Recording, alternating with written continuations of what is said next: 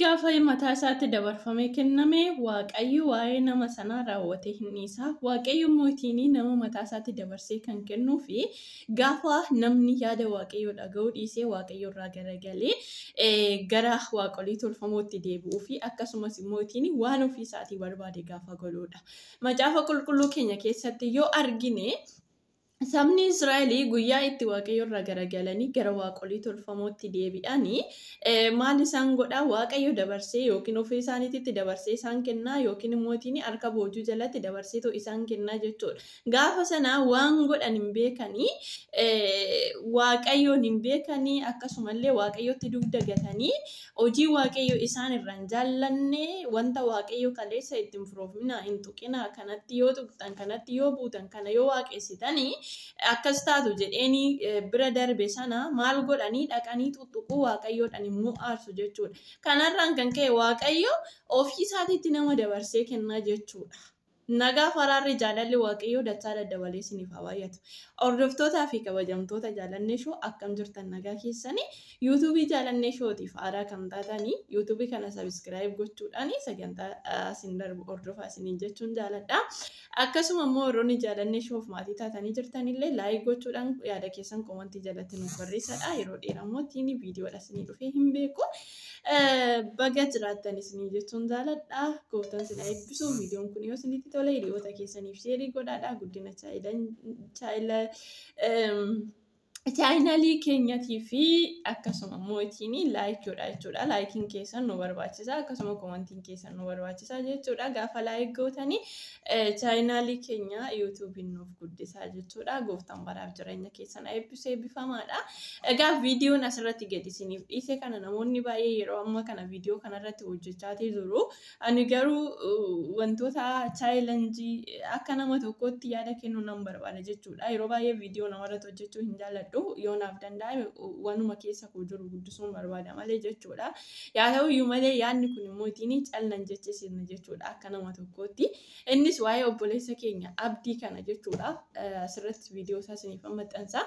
Obboleessa kana yeroo ammaa kana keessattuyyuu karaa amantaa musliimaa deebi'eera. Namni tokko waan barbaade dhagaatti amanuutii danda'a jechuudha. Beektu garuu mootiin amantii namatti qoosuun seeraa miti jechuudha, barbaachisaas miti. Akkasuma immoo yeroo amma qoosaa jiru kana keessatti wantuma kaleessa ofii isaatii gochaa turedha kan inni qoosaa jiru jechuudha.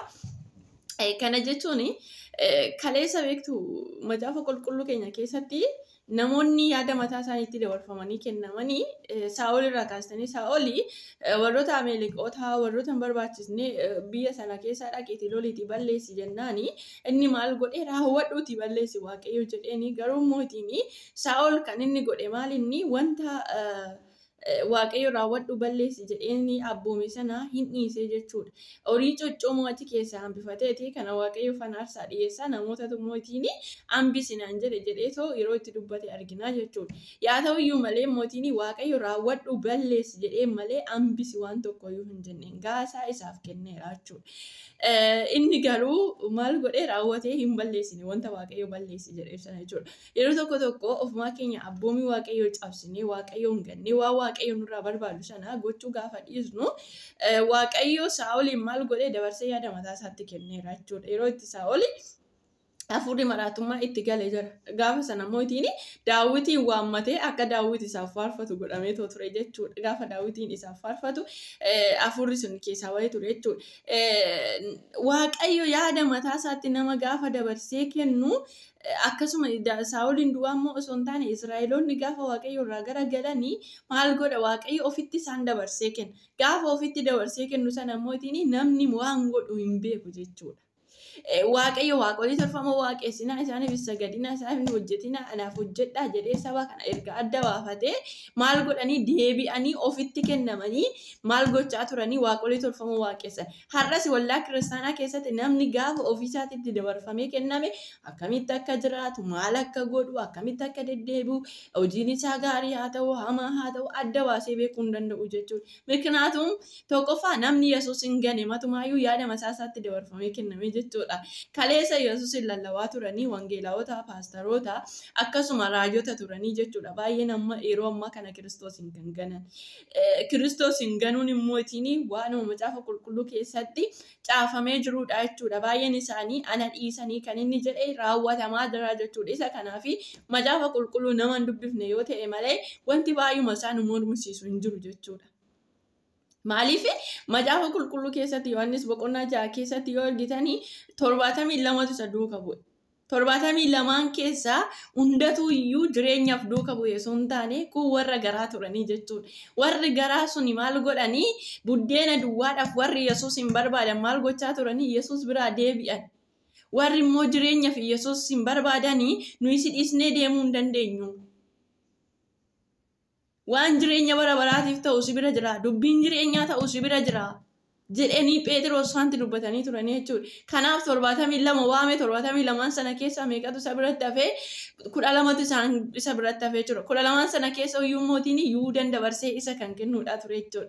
Kanaaf uyyuu Yesuusin duuka kan bu'anii hundumatu jireenyaaf duuka bu'ee osoo hin taane kuun isaanii jireenyaaf duuka bu'anii kuun isaanii immoo garaa isaaniitiif duuka bu'an. Warri garaadhaaf duuka bu'anii gaafa biddeena sana dhaban maal godhanii garaadhaaf jettanii na duuka buutan gaafa inni jedheetu isaanitti dubbatu isaan biraa deebi'anii jechuudha. Kanaaf Yesuus biraa deebi'u macaafa qulqulluu keessatti waan caafamee jiru waan ta'eef wanti chaayilanjiidhaan hojjechisiiseen mormisiisuu hin qabu. Tokko yeroo ammaa akka nama tokkootti mirga amantii ofii eegsifachuun gaariidha. Okay. Sababni isaan yeroo namni amantii isaaniitti qoosan isaan kaasanii maal godhanii abaluun kun ajjeefamu bakka jiranitti unkaan jechuudha. Yeroo darbee yaadattu micaawwan quraana harkaan qabnaa sababbii quraana harkaan qabdee faarfatteef du'a bakka jirtutti barbaadamtee ajjeefamtu jedhamti.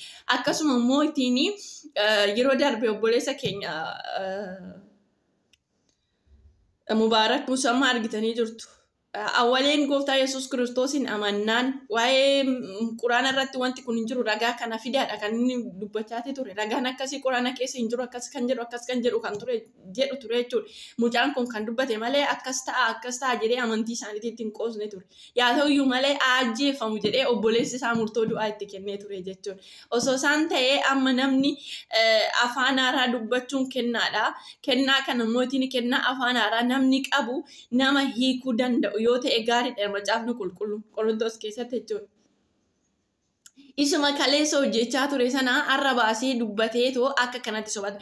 Kaleessa waldaa kiristaanaa keessa gaafa turetti namni kuni sobaan akka sana gochaa ture jechuudha. Sobaan afaan haaraa dubbachaa ture jechuudha. Dhugaa dubbachuuf dhiiba namoota baay'ee afaan haaraa dubbatan baay'ee isaanii hin amanu. Maaliif bakka keessi koo na shakkaa jechuudha. Namoota immoo keessi koo na fudhatu jira. Bakka afaan haaraa isaanii yoo ameen kas hin jechisiisu jira jechuudha. Kanaaf warroonni akkanaa kun warra akkamiiti? Warra kaleessas hojiin isaanii hojii sobaa ta'edha. Kan isaan immoo gara amantaa sanaa deemaniif bu'aa dalgaa waan dhabaniif waldaan kiristaanaa waan irratti naqqaateef waldaan kiristaanaa waan maal taateef waan irratti naqqaateef waan hojii isaanii kana waldaan kiristaanaa tuffatteef beekteef waldaan kiristaanaa waan alatti dhoowwiteef maaliif jennaan as keessatti hojiin akkasii hin danda'amu fakkeessanii jiraachuu hin danda'amu garaaf jiraachuun hin danda'amu jechuudha. Doktrinii mataa ishee qabdi waldaan kiristaanaa kamiyyuu seera mataa ishee qabdi kan ittiin bulchitu kamiyyuu. Kanaaf isaan kuni waldaa kiristaanaa kaleessas bakka bu'anii har'as bakka bu'uu hin danda'an. Har'as amantaa sana keessa dhaqanii amantaa kanaaf kana walitti buusudha. Ana kan nagarra. Deemanii silaayyuu gadi taa'anii quraanuma isaanii sanan baratanii maaliif? Dhugaa dubbachuuf jennaan jechuudha. Gadi taa'ee barata namni tokko. Nam beeka nam bara karaa amantaa kanaa sirriidha jedhee ergan naqee gadi taa'een baradha malee holola odeessuun qabu. Sheekiif qeesiin maaloon achi keessa kaleessa baroota lakkoofsisaa turan cal jedhanii taa'aa jiran. Isaan garuu har'a kaleessa amantaa kana keessaa foxxoqsee dhaqee akka kana dubbatu jechuudha. Kana warroota akkasii Yesuusin dhiisanii deemuun macaafa qulqulluu keessatti caafameera. Ani yoon deebi'ee dhufee deebara. Amantii lafatti argadhaayii kan inni jedhe kanaafi. Namoota amanan, namoota natti amanan lafatti argadhaa nama meeqan argadhaa. Kanaaf kiristaanonni wantoota akkasii waaqa nuti morminuuf hin qabnu. Waaqayyo keenya waaqa mormuudha waaqa ofiisaatii loluudha jechuudha. akka kootitti chaayilanjii namna jedhanii karaa feesbuukii naannessan kana ani hin taqabbalu jechuudha. Isaaniin addan jirru kan. Seerri ittiin gaafatu wanti jedhamu kun akka tokkotti mirga tokko eeggachiisuun gaaruma ta'ee osoo jiru garuu baduma isaanuuti akka warra fariisotaatti deemuu hin qabnu jechuudha. Hojjetan isaanii gatii isaanii waaqayyo hin baasa jechuudha. Namni kun baay'izawee ofitti kennameera akka godhanii kan akka yaadu jechuudha. Ofitti kennameera. Namni ofitti kenname immoo waan godhu hin beeku jechuudha. Kanaaf hundumti keenyayyuu waaqayyoon haa kadhannu gooftaan baraaf jireenya keessa haa eebbisu. Viidiyoon guyyaa irraatiif qabadee dhufe kana fakkaata. Shalom.